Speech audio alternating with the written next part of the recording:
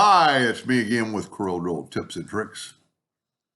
After a couple emails back and forth, I finally helped somebody do this. And the main problem I see that he was doing is he's making an ellipse and then he's going to effects and contour to the inside. Now look at the difference of the curves. This one is kind of a sharper turn. So my suggestion, no matter what size you're going to make it on something like this, is contour to the outside. Your curves, to me, are more equal.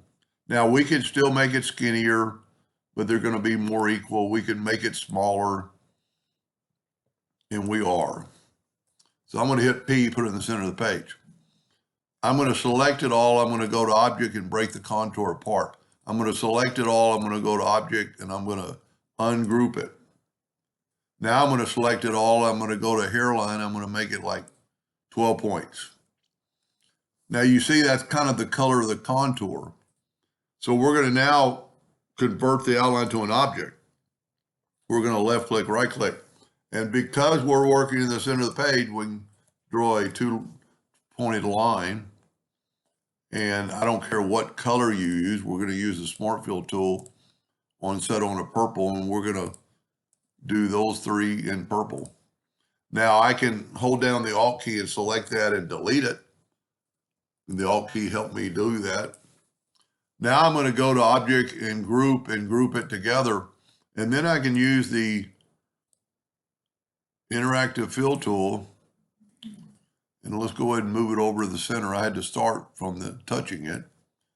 And we're going to put like a really dark purple up top. Maybe put a red next to it or here.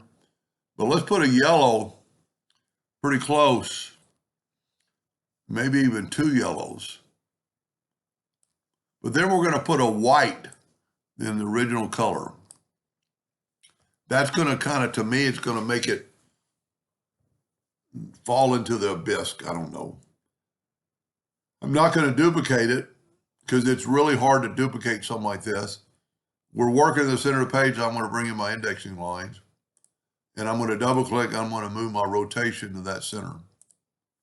Now I'm going to open up the Windows, Dockers, and Transform, or yours might say Transformation. And I'm going to go 45 degrees 7 times. We need 8, but we've already got one. Now this might not be as good as the first one, but you can see what we're doing. And it's perfect. Now there are some lines where they're meeting, but we could do a lot with that. I didn't make it as big as this one, and I think this one really is a lot better. Let's take away the indexing lines.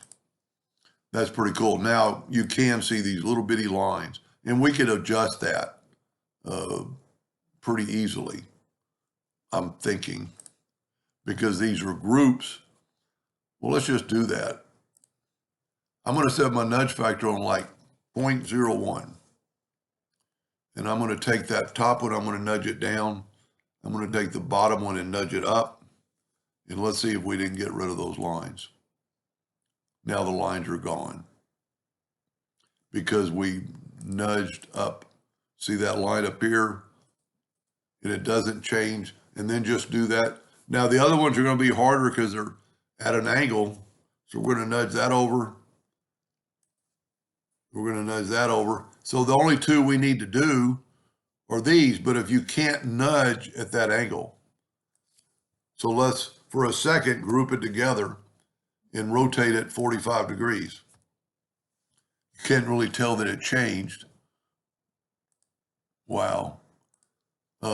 But it did. Now we're going to go to group, and don't ungroup all, just ungroup. And now we can take that one, nudge it down, nudge it up, and then just do it again one more time. If you were printing it and you had to have those lines disappear. See, I can still see these lines right here. And so since we have rotated it, we can do that right here by, I'm going to left click, and I'm just moving it 0.01, but no lines. It actually is really cool. I'm really intrigued when people come up with ideas and need a little help, because I learn as they do, and I'm hoping I'm helping them and you someday. And thank you for watching.